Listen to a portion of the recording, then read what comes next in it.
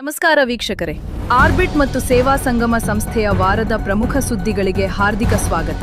ಸಮಾಜದ ಅಭಿವೃದ್ಧಿ, ಜನಸೇವೆ ಮತ್ತು ಸಕಾರಾತ್ಮಕ ಬದಲಾವಣೆಯ ದಾರಿಯಲ್ಲಿ ನಮ್ಮ ಸಂಸ್ಥೆ ಕೈಗೊಂಡಿರುವ ವಿವಿಧ ಜನಪರ ಕಾರ್ಯಕ್ರಮಗಳ ಪ್ರಮುಖ ಕ್ಷಣಗಳು ಮತ್ತು ಸಾಧನೆಗಳನ್ನು ಈಗ ನಿಮ್ಮ ಮುಂದಿಡುತ್ತಿದ್ದೇವೆ. ಬನ್ನಿ ಈ ವಾರದ ಪ್ರಮುಖ ಸುದ್ದಿಗಳನ್ನು ನೋಡೋಣ.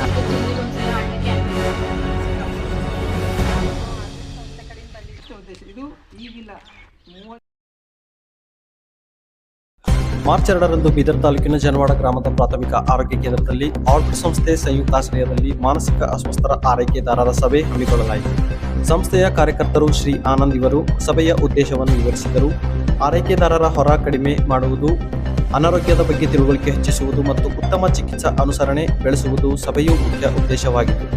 ಈ ವೇಳೆ ಔಷಧ ನಿರ್ವಹಣೆ, ಒತ್ತಡ ನಿಯಂತ್ರಣ, ಸ್ವ ಆರೈಕೆ ಮತ್ತು ಜಿಲ್ಲಾ ಮಾನಸಿಕ ಆರೋಗ್ಯ ಶಿಬಿರದ ಮಹತ್ವದ ಕುರಿತು ಮಾಹಿತಿಯನ್ನು ನೀಡಲಾಗಿದೆ.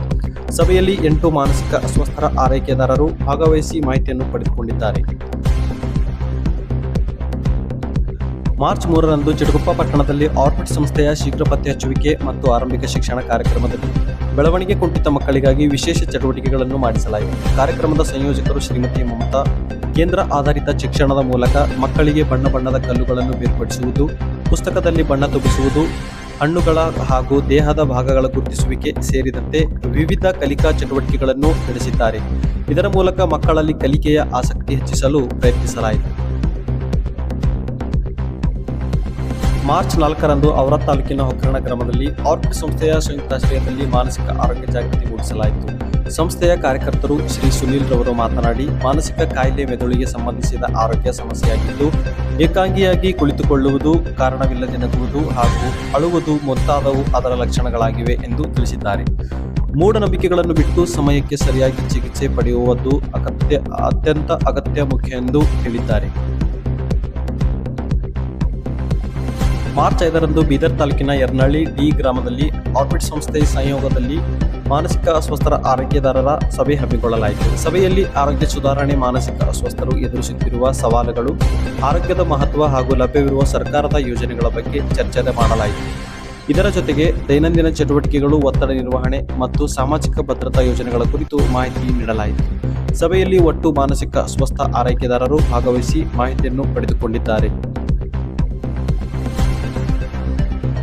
ಔರಾದ್ ಬಿ ತಾಲೂಕಿನ ಸಾರ್ವಜನಿಕ ಆರೋಗ್ಯ ಕೇಂದ್ರದಲ್ಲಿ ಮಾನಸಿಕ ಸಾಮಾಜಿಕ ಶಿಕ್ಷಣ ಕಾರ್ಯಕ್ರಮ ಹಮ್ಮಿಕೊಳ್ಳಲಾಯಿತು. ಆರ್ಬಿಟ್ ಸಂಸ್ಥೆ ಮತ್ತು ಲಿವ್ ಲವ್ ಲಾವ್ ಫೌಂಡೇಶನ್ ಸಹಯೋಗದಲ್ಲಿ ಈ ಕಾರ್ಯಕ್ರಮವನ್ನು ಆಯೋಜನೆ ಮಾಡಲಾಯಿತು. ಕಾರ್ಯಕ್ರಮದ ಆಪ್ತ ಸಮಾಲೋಚಕರು ಶ್ರೀಮತಿ ರೂಪಾಲಿ ಸಲಗಾರೆ ಇವರು ಮಾನಸಿಕ ಆರೋಗ್ಯದ ಮಹತ್ವದ ಬಗ್ಗೆ ಮಾಹಿತಿ ನೀಡಿದ್ದಾರೆ.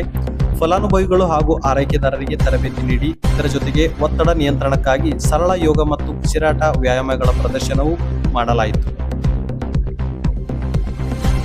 ಬೀದರ್ ತಾಲೂಕಿನ ಕೊಳಾರ್ ಕೆ ಗ್ರಾಮದಲ್ಲಿ ಆರ್ಬಿಟ್ ಸಂಸ್ಥೆ ಸಹಯೋಗದಲ್ಲಿ ಸಂಸ್ಥೆಯ ಕಾರ್ಯಕರ್ತರು ಶ್ರೀಮತಿ ಪ್ರೀತಿ ಅವರು ಸತ್ಯಮೇವ ಜಯತೆ ಮಾನಸಿಕ ಅಸ್ವಸ್ಥರ ಆರೈಕೆದಾರರ ಸಂಘದ ಸಭೆ ಹಮ್ಮಿಕೊಂಡಿದ್ದರು.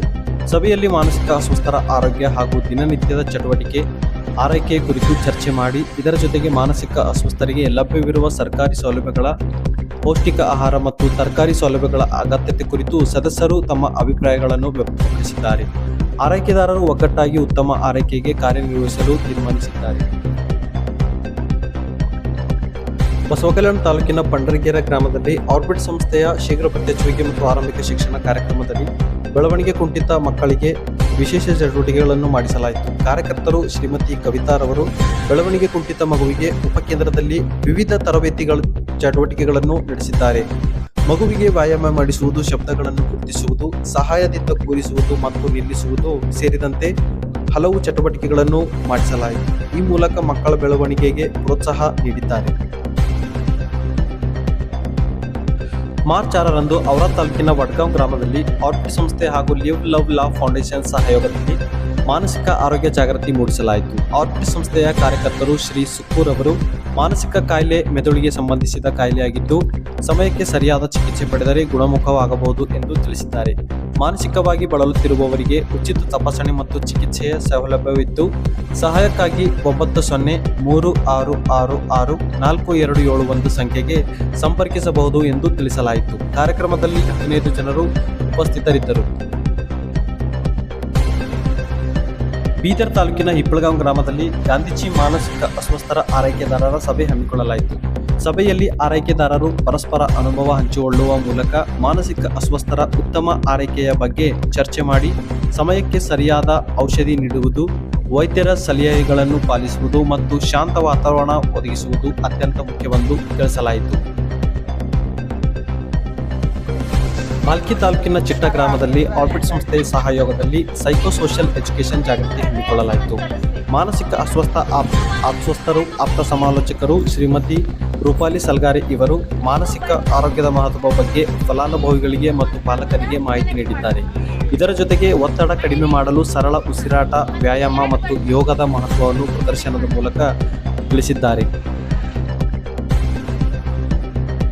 ಬಸವಕಲ್ಯಾಣ ತಾಲೂಕಿನ ಧನ್ನೂರ್ ಆರ್ ಗ್ರಾಮದಲ್ಲಿ ಆರ್ಬಿಟ್ ಸಂಸ್ಥೆ ಮತ್ತು ಲಿವ್ ಲವ್ ಲಾ ಫೌಂಡೇಶನ್ ಸಹಯೋಗದಲ್ಲಿ ಶಿವ ವಿಶೇಷ ಚೇತನರ ಸಭೆ ಹಮ್ಮಿಕೊಳ್ಳಲಾಯಿತು. ಆರ್ಬಿಟ್ ಸಂಸ್ಥೆಯ ಕಾರ್ಯಕರ್ತರು ಸಂಪನ್ಮೂಲ ವ್ಯಕ್ತಿ ಶ್ರೀ ವಿಜಯಕುಮಾರ್ ರವರು ವಿಶೇಷ ಚೇತನರ ಹಕ್ಕುಗಳ ಹಾಗೂ ಸರ್ಕಾರದಿಂದ ದೊರೆಯುವ ಸೌಲಭ್ಯಗಳ ಬಗ್ಗೆ ಮಾಹಿತಿ ನೀಡಿದ್ದಾರೆ. ಯುಡಿಐಡಿ ಕಾರ್ಡ್, ಮಾಸಿಕ ವೇತನ ಹಾಗೂ ಉದ್ಯೋಗ ಖಾತ್ರಿ ಯೋಜನೆಯ ಕುರಿತು ವಿವರಿಸಲಾಯಿತು. ಸಭೆಯಲ್ಲಿ ಒಟ್ಟು 7 ಜನರು ಉಪಸ್ಥಿತರಿದ್ದು ಮಾಹಿತಿಯನ್ನು ಪಡೆದುಕೊಂಡಿದ್ದಾರೆ. ಮಾರ್ಚ್ 7ರಂದು ಬಸವಕಲ್ಯಾಣ ತಾಲೂಕಿನ ಗೋಗಾ ಗ್ರಾಮದಲ್ಲಿ ನರ್ಸರಿ ಕಾರ್ಮಿಕರಿಗೆ ಮಾನಸಿಕ ಆರೋಗ್ಯದ ಕುರಿತು ಜಾಗೃತಿ ಮೂಡಿಸಲಾಯಿತು. ಆರ್ಬಿಟ್ ಸಂಸ್ಥೆ ಕಾರ್ಯಕರ್ತೆ ಶ್ರೀಮತಿ ಸುಜಾತ ರವರು ಮಾನಸಿಕ ಕಾಯಿಲೆಯ ಲಕ್ಷಣಗಳು ಹಾಗೂ ಚಿಕಿತ್ಸೆಯ ಕುರಿತು ಮಾಹಿತಿ ನೀಡಿದ್ದಾರೆ.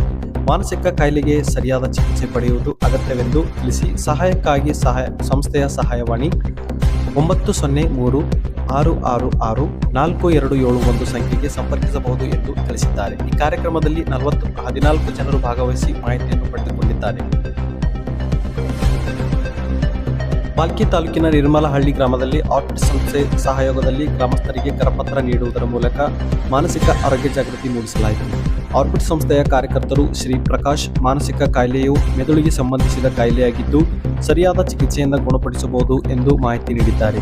ಭಾಲ್ಕಿ ಪ್ರಾಥಮಿಕ ಆರೋಗ್ಯ ಕೇಂದ್ರದಲ್ಲಿ ಪ್ರತಿ ತಿಂಗಳ 2ನೇ ಮಂಗಳವಾರ ಉಚಿತ ತಪಾಸಣೆ ಮತ್ತು ಚಿಕಿತ್ಸೆ ಸೌಲಭ್ಯವಿದೆ ಎಂದು ತಿಳಿಸಿದ್ದಾರೆ. ಅಣದೂರ್ ಗ್ರಾಮದ ಪ್ರಾಥಮಿಕ ಆರೋಗ್ಯ ಕೇಂದ್ರದಲ್ಲಿ ಮಾನಸಿಕ ಆರೋಗ್ಯದ ಕುರಿತು ಸ್ಟೇಕ್ ಹೋಲ್ಡರ್ ತರಬೇತಿ ಹಮ್ಮಿಕೊಳ್ಳಲಾಯಿತು.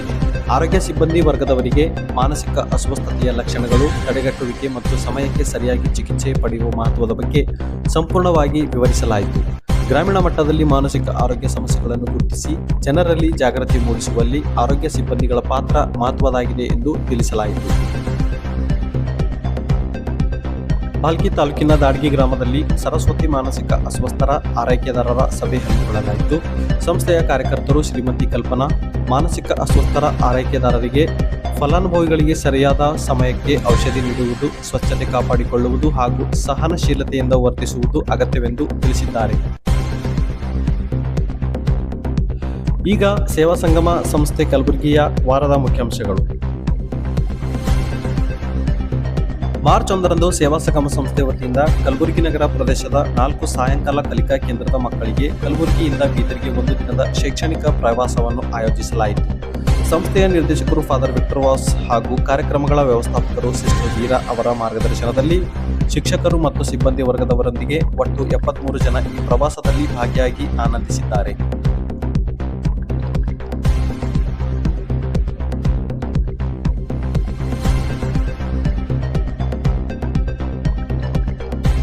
ಮಾರ್ಚ್ 5ರಂದು ಸೇವಾ ಸಂಗಮ ಸಂಸ್ಥೆ ಮತ್ತು ಅಜೀಂ ಪ್ರೇಮ್ಜಿ ಫೌಂಡೇಶನ್ ಸಹಯೋಗದಲ್ಲಿ ಕಲಬುರಗಿ ತಾಲೂಕಿನ ಮಳೆ ಗ್ರಾಮದ ಕಿರಿಯ ಪ್ರಾಥಮಿಕ ಶಾಲೆಯಲ್ಲಿ ಬೆಳವಣಿಗೆ ಕುಂಠಿತ ಮಕ್ಕಳ ಕುರಿತು ಜಾಗೃತಿ ಕಾರ್ಯಕ್ರಮ ಹಮ್ಮಿಕೊಳ್ಳಲಾಯಿತು. 0 ಇಂದ 8 ವರ್ಷದೊಳಗಿನ ಮಕ್ಕಳ ಬೆಳವಣಿಗೆಯ ಹಂತಗಳ ಬಗ್ಗೆ ಮಾಹಿತಿ ನೀಡಲಾಯಿತು.